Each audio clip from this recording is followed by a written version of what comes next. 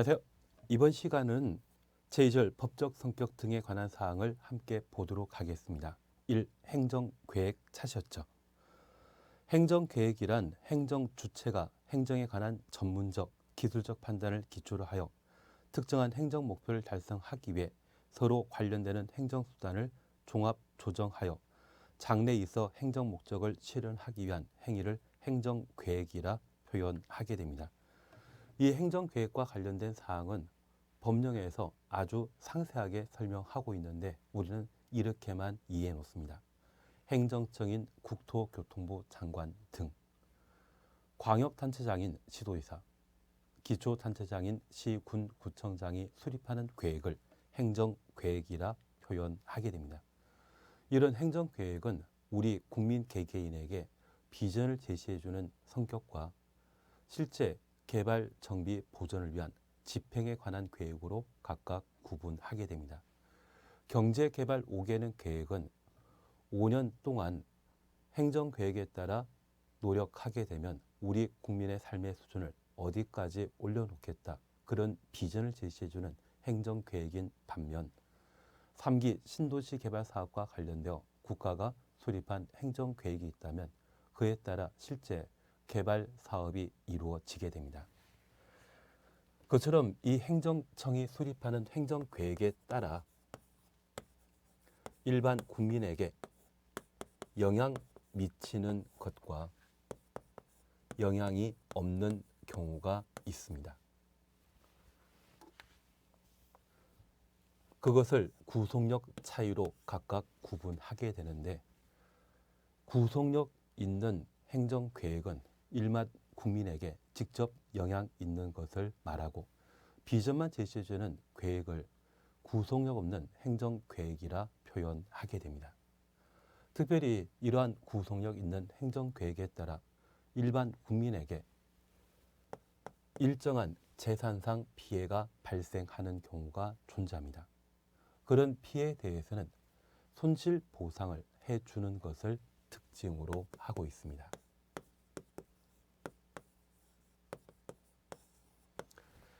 그래서 행정계획과 관련된 기본적인 개념만 파악해 놓으시고 양가로 2번 효력에 따른 구분이나 양가로 3번 손실보상과 관계된 사항은 크게 문제 없는 듯 합니다.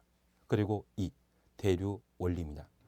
여기 대류 원리와 관련되어서는 우리는 행정계획이 상위 행정계획과 하위 행정계획으로 구분한다. 그 정도만 파악해 놓습니다.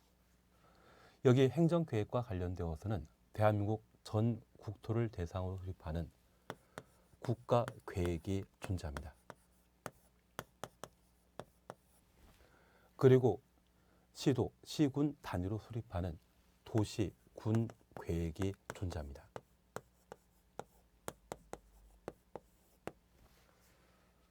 국가계획은 대한민국 전 국토에 걸친 행정계획에 해당하고 도시군 계획은 도시와 군을 대상으로 수립하는 행정계획이 되게 됩니다. 관할의 차이를 느낄 수 있다면 국가계획이 상위 행정계획에 해당하고 상위 행정계획은 하위 행정계획에 관한 수립의 지침, 기준이 되게 됩니다. 그리고 하위 행정계획을 수립하게 되면 상위 행정계획에 적합하게 수립해야 되죠. 그런 관계를 대류 원칙이란 말로 대신하게 됩니다. 그래서 행정계획은 그 관할 범위가 어디냐에 따라 상하 관계를 따진다라는 것 정도만 파악하시고 우리 지침이나 기준이란 말을 사용하게 되면 이것은 상위 행정계획이 하위 행정계획을 구성하는 형태를 말하며 부합이란 말 쓰게 된다면 하위 행정계획은 상위 행정계획에 적합해야 된다. 그런 개념으로 이용된다. 그 정도만 파악해 놓습니다. 그리고 3. 비례 원칙이라는 것이 있습니다. 개념만 잠깐 살펴놓습니다. 비례 원칙은 공익이 사익보다 더 큰 경우에 한하여 개인의 권리나 자유를 침해하는 것이 가능하다는 원칙을 말합니다. 기본적으로 그 내용 등에 대해서는 딱히 정리할 필요는 없습니다. 다만 이렇게만 하나 파악해 놓습니다. 행정청은 공익을 달성하기 위한 행정처분, 행정행위를 하게 됩니다. 이런 행정처분이 일반 국민의 권리를 침해할 수 있는데 그런 권리 침해는 공익에 부합하는 때에만 필요 최소한의 원칙에 따라 제한적으로 작용돼야 되지 적극적인 국민의 권리 개개인의 권리를 침해하는 것은 허용되지 않는다는 겁니다. 그래서 이 행정행위, 행정처분은 공익과 사익을 비교하게 되었을 때 이 공익이 월등하다 인정하여 제정한 법률에 근거해서 국민 개개인의 권리를 침해할 수 있는 것이지 그렇지 않고 남을 괴롭히기 위해 취하는 행정처분은 부당한 처분으로 판단하게 됩니다. 그래서 비례 원칙이란 말은 그 정도만 파악하면 되지 않나 싶습니다. 그리고 제3절 행정행위입니다. 여기 행정행위는 행정주체가 법 집행으로 행하는 권력적 단독행위를 행정행위라 표현한다. 그 정도면 충분합니다. 그래서 행정청이 일반 국민 개개인에게 뭐 하지 말라 또는 집을 만들기 위해 건축 허가 처분을 내주게 된다면 그것은 행정청이 취하는 법률 행위로서 모두 행정행위라 표현하게 됩니다. 공익을 달성하기 위한 행정청의 법률 행위인 행정처분은 적법하고 정당한 것이 원칙입니다. 그리고 이 적법하고 정당한 행정처분은 당연히 효력 발생하게 됩니다. 그리고 위법하고 부당한 행정처분을 취하는 경우가 있습니다. 위법하고 부당한 행정처분은 유효이다, 무효이다. 걔도 유효입니다. 다만 이 위법하고 부당한 행정처분에 대해서는 행정쟁송을 제기할 수 있습니다. 행정쟁송은 위법 부당한 행정행위를 행정처분을 바로 잡는 것을 말하는데 내가 열심히 노력해서 공인중개사 자격을 취득했지만 그 자격이 취소 처분 대상이 되게 되면 적법할 때는 당연히 따르겠지만 위법 부당한 자격 취소 처분에 대해서는 구제 절차 밟을 필요가 있죠. 그럴 때 처분관청에게 이의를 제기하게 되면 얘를 이의신청이라 하고 처분관청이 시도지사라고 하면 그 시도지사의 상급관청인 장관에게 구제를 신청할 수 있습니다. 그것을 행정심판이라 표현하게 됩니다. 최근에 법이 개정되어 행정심판위원회에 행정심판을 제기하도록 돼 있지만 기본적으로 행정심판과 관련된 성격은 처분관청이 아닌 가장 가까운 3급 관청에 이의를 제기하는 것을 행정심판이라 표현하게 됩니다. 그래서 시군구청장의 부당한 처분에 대해서는 시도지사에게, 시도지사의 부당한 처분에 대해서는 장관에게 이의 제기하는 것을 행정심판이라 표현하게 됩니다. 그리고 법원에 이의를 제기하게 되면 이를 행정소송이라 표현하게 됩니다. 행정소송과 관련되어서는 행정소송법에서 다루는 절차로 쟁송 제도를 마련하고 있습니다. 우리 시험에는 거의 출제되지 않기 때문에 우리는 행정심판이 처분관청이 아닌 처분관청의 상급관청에 이의 제기하는 것을 의미한다. 그 정도를 구분하신다면 행정심판과 관련된 문제가 나오더라도 크게 무리 없이 해결할 수 있지 않나 싶습니다. 그리고 제4절 부동산 공법의 수단이라는 것을 우리가 볼 수 있습니다. 인적 공용 부담과 관련되어서는 그냥 지나가시고 물적 공용 부담과 관련되어 동그라미 1번 공용 제한으로서 기업 계획 제한, 곡물 제한, 사용 제한, 부담 제한이라는 게 각각 존재합니다. 그중에 동그라미 기억, 계획 제한과 관련되어 한번 확인만 해놓습니다. 일정한 행정계획 목적을 달성하기 위해 부담 제한으로 도시군 기본계획이나 도시군 관리계획 등의 토지계획에 따라 개인의 재산권에 가해지는 공법상의 제한을 계획 제한이라 표현하게 됩니다. 이 계획 제한은 행정계획을 수립하고 그 행정계획에 따라 토지나 건축물에 관한 사용을 제한하는 것을 계획 제한이라 표현하게 됩니다. 그리고 동그라미 2번 공용 수용이란 말 있는데 이 수용은 각종 개발 사업을 시행하기 위해서는 땅을 필요로 합니다. 그 땅 소유자에게 정당한 보상하고 토지에 대한 소유권이나 또는 사용권자에게 정당한 보상하고 사용권을 확보하여 개발 사업하는 것을 공용 수용이라 표현하게 됩니다. 그리고 3번 공용 환지란 말 찾으셨죠? 여기 공용 환지는 토지 교환의 준말입니다.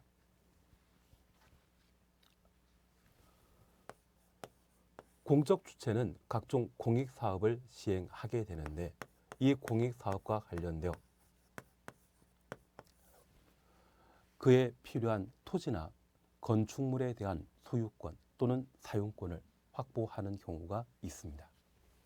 그것을 공용 수용, 공용 환지, 공용 환권이란 말로 각각 구분하게 되는데 여기 공용 환지는 토지의 지자와 교환의 환자를 조합한 용어입니다. 각종 개발 사업을 시행하게 되었을 때 이 개발 사업이 농경지를 대상으로 시행하게 되면 여러 필지의 농지가 존재합니다. 그리고 이 개발 사업을 시행하게 되면 같은 개발 구역 안에 도로 등의 기반 시설을 만들게 되면 종전의 농지가 네모 반듯한 대지로 바뀌게 되는데 토지를 종전 토지와 새로 개발된 토지를 서로 맞교환해서 보상한 형태를 공용 환지, 환지 방식이라 표현하게 됩니다.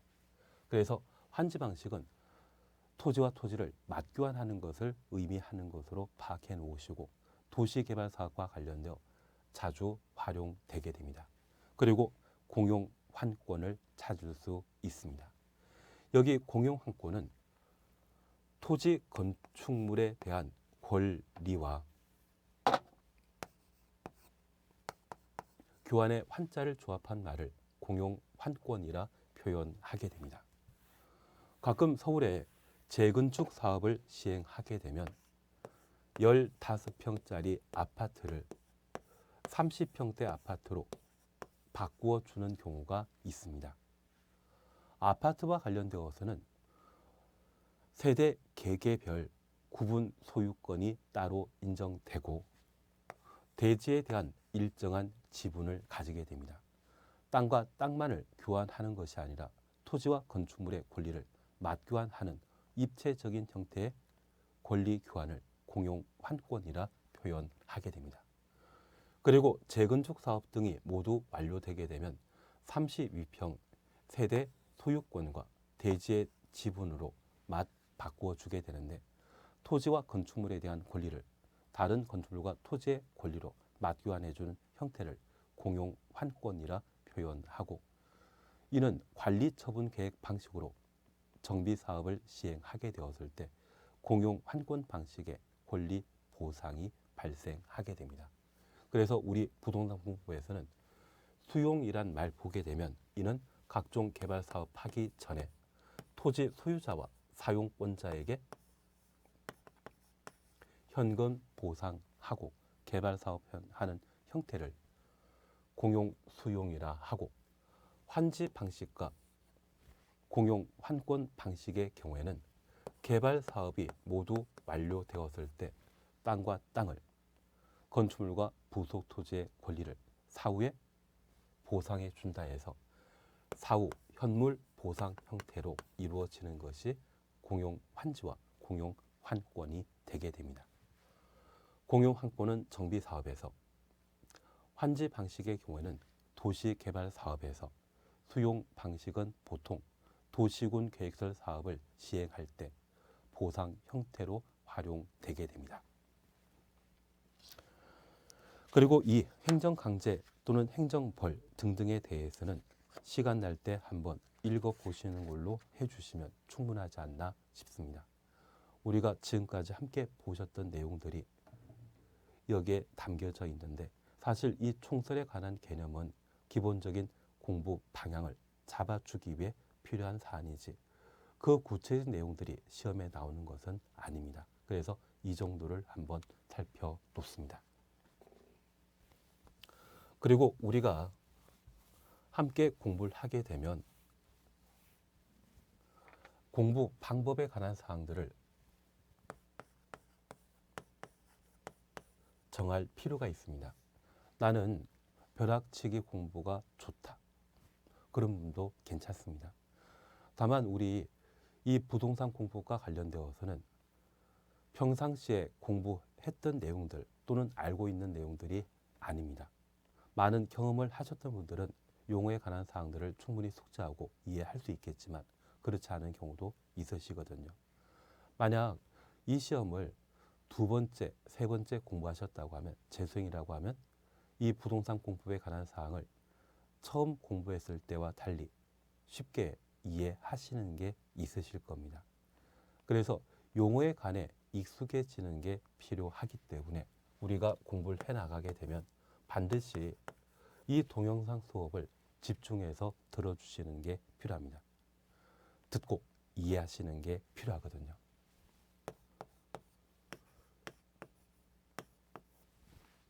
처음 새로운 사항들을 공부를 하게 된다고 하면 일단 자세 바로 잡는 게 필요하시죠.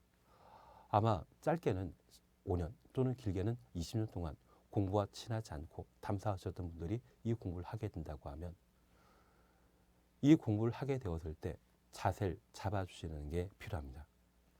내가 한 타임에 동영상 공부를 하게 된다면 이 동영상 수업 과정이 40분인지 30분인지 20분인지 그 시간을 내가 확보해 놓는 것이 필요합니다. 그리고 그 확보한 시간에 집중하는 게 필요하시거든요. 그래서 많이 듣고 집중해서 그 용어 등을 이해하시는 게 필요합니다. 그리고 이제 복습해야 되지 않겠습니까? 그 복습이라고 하는 것은 우리 교재를 보시면서 수업 내용들을 다루어 나가시는 게 필요하십니다. 만약 이해하지 않고 특정한 내용을 반복하게 되면 그것을 단순 암기라 하고 우리 시험은 최근 10년 사이에 시험 난이도가 높아질 만큼 높아졌거든요.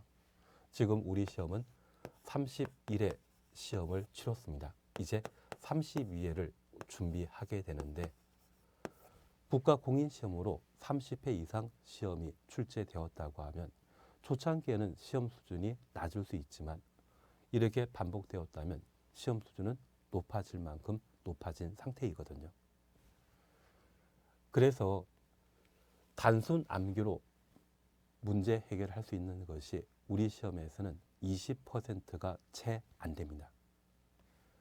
다만 어떤 때에 이 단순 암기가 필요하기도 하지만 기본적으로 우리가 공부에 나가시게 되면 80점이라는 것을 목표로 시험을 준비해 나가시는 게 필요합니다. 저 80점이라는 것을 확보하기 위해서는 단순 암기가 아닌 이해를 토대로 복습해 나가시는 게 이 80점이라는 점수를 확보할 수 있습니다.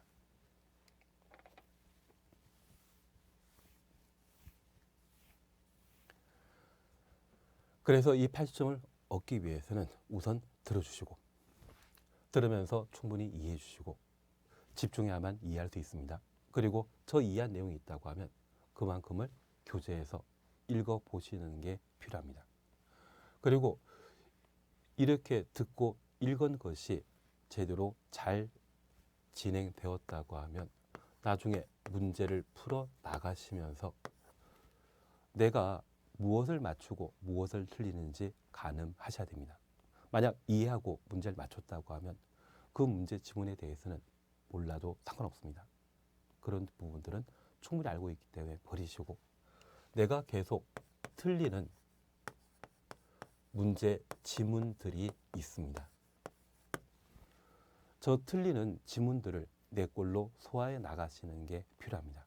그래서 가끔 공부 잘하는 사람들은 영어 문제집이나 또는 내가 준비하는 시험 과정의 문제집을 사서 아침에 문제 풀기 시작해서 밤 늦은 시간에 그 문제집 통째로 버려버리는 경우도 있거든요. 그리고 그렇게 해 나가면서 내가 모르는 지문들이 무엇인지 가늠하고 그 모르는 것을 내 꼴로 소화시키는, 숙지하는 그런 작업을 하신다고 합니다. 그래서 우리는 지금 입문 과정이라는 것을 함께 합니다. 이 입문 과정이 충분히 끝나고 나면 기본 교재를 토대로 한 기초 과정과 심화 과정이라는 것을 진행하고, 이런 심화 과정까지 끝나게 되면 단원별 문제 풀이를 해 나가야 됩니다. 이 문제 풀이 과정에는 항상 최근 기출 문제에 관한 사항과 그리고 예상되는 문제 풀이를 함께 해 나가시면서 기본적으로 공부했던 것들을 숙지하는 것이 필요합니다. 그리고 이러한 문제 풀이, 단원별 풀이가 끝나게 되면 통용 모의고사라 하여 전 범위에 걸친 시험 문제를 풀어 나가시는 게 필요합니다. 이렇게 해 나가시게 되면 우리 공법은 6가지 법령을 함께 공부하고 있습니다.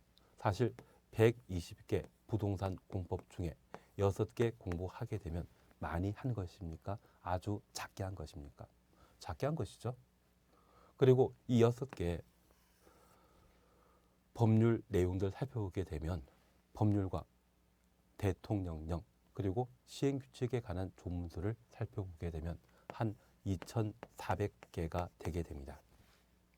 저 2,400개에 우리가 40문제 문제 풀게 되면 오지순다 형태라고 하면 5개 지문이 형성됩니다. 최근에는 박스형 문제라 해서 오지순다가 아니라 지문 3개, 4개 구성해 놓고 다음 중 맞는 것, 짝지어진 것, 틀린 것, 짝지어진 것 찾으라고 시험 문제 내기도 합니다. 그래서 총 문항수가 200개 지문이 안 될 수 있습니다. 그런데 이 2,400개에서 최대 200개 지문으로 구성되게 되면 200개 법 조항들을 다루게 되거든요. 이것 찾아가는 게 참 힘듭니다. 그래서 우리 학습 범위가 이렇고 이 전부를 공부하게 되면 충분히 100점 맞을 수 있는데, 이 100점 맞는 것 중에 10년에 한 번 또는 20년에 한 번 나오는 게 한 10% 정도가 되게 됩니다. 그리고 나머지 절반을 우리가 공부하게 되면 90점이라는 것을 얻을 수 있고, 이 절반에 또 절반을 공부하게 되면 이때 우리가 확보할 수 있는 점수가 50점에서 60점 정도가 되게 됩니다. 그래서 우리는 기초과정 등에서 또는 심화과정 등에서 이 4분의 1에 해당되는 것과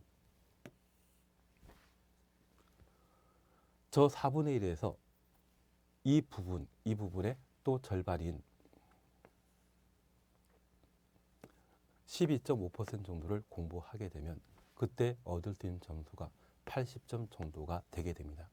저 80점에 관한 사항은 단원별 문제풀이나 과거 기출문제에 대한 문제풀이를 함께 나가시게 되면 이 부분들을 확보할 수 있습니다. 그래서 내가 공부함에 있어서 각각 목표하는 점수가 있으실 겁니다. 그럴 때 가장 기본이 되는 이 부분들을 심화 과정까지 어느 정도 해 놓으시고 문제 풀이해 나가시면서 이 정도를 준비해 나가시게 된다고 하면 그때는 아마 70점에서 80점까지 우리가 소화하게 될 겁니다. 그래서 이 정도를 공부해 나가시게 되면 충분히 목표한 점수가 확보될 것이고, 저도 이 전 과정을 거쳐 이 부분까지 수업해 나갑니다.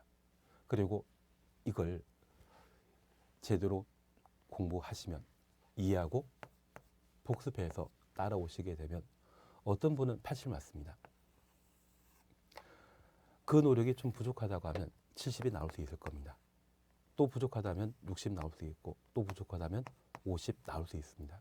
그리고 이 부동산 공법에 대해서는 가끔 과락만 면하면 다른 과목에서 높은 점수를 얻어 합격한다고 이야기하시더라고요. 그래서 우리는 기본적으로 해나가는 것은 전체 시험 범위 중에 80%에 관한 내용을 정리해 나갈 것이고 그에 따라 수업 내용들을 충분히 숙지하고 따라오시게 된다고 하면 내가 목표하는 점수를 충분히 얻을 수 있지 않나 싶습니다. 다만 이 공법에서 100점 또는 80 이상 나온다고 하면 80점 이상 점수라고 하면 아마 상위 1%에 해당되게 됩니다. 최근 시험 통계를 살펴보게 되면 공법에서 90 이상 나왔다고 하면 0.2% 정도에 해당된다더라고요. 그래서 그 1% 안쪽에 해당되는 자체가 지나치게 많은 노력이나 공부를 할 필요가 있기 때문에 그런 부분까지는 필요 없지 않나 싶고 기본적으로 80을 목표로 우리가 준비해 나가게 된다고 하면 내가 필요한 점수를 확보하지 않나 싶습니다. 그래서 우리는 이 점수면 충분하지 않나 싶습니다. 그래서 앞으로 우리가 공부해 나가게 되면 이 동영상 시간 확인하시고 그 부분들을 충분히 확보한 상태에서 많이 듣고 집중해서 들으시면서 이해하고 이해했던 것을 기본 교재에서 읽어보면서 복습해 나가시는 게 필요합니다. 그리고 내 실력이 어떤지를 문제 풀면서 확인해 나가시는데 내가 알고 푼 문제에 대해서는 버려 상관없습니다. 대신 내가 모르는 것, 내가 틀린 지문이 있다고 하면 그 지문에 대해서는 오답 지문에 해당되는 것으로서 어떻게든 내 걸 만들도록 노력하시는 게 필요한 듯합니다. 이번 시간은 여기까지 함께 하시고 다음 시간에는 6개 법령과 관련된 기본적인 내용들을 함께 살펴보도록 하겠습니다. 수고하셨습니다.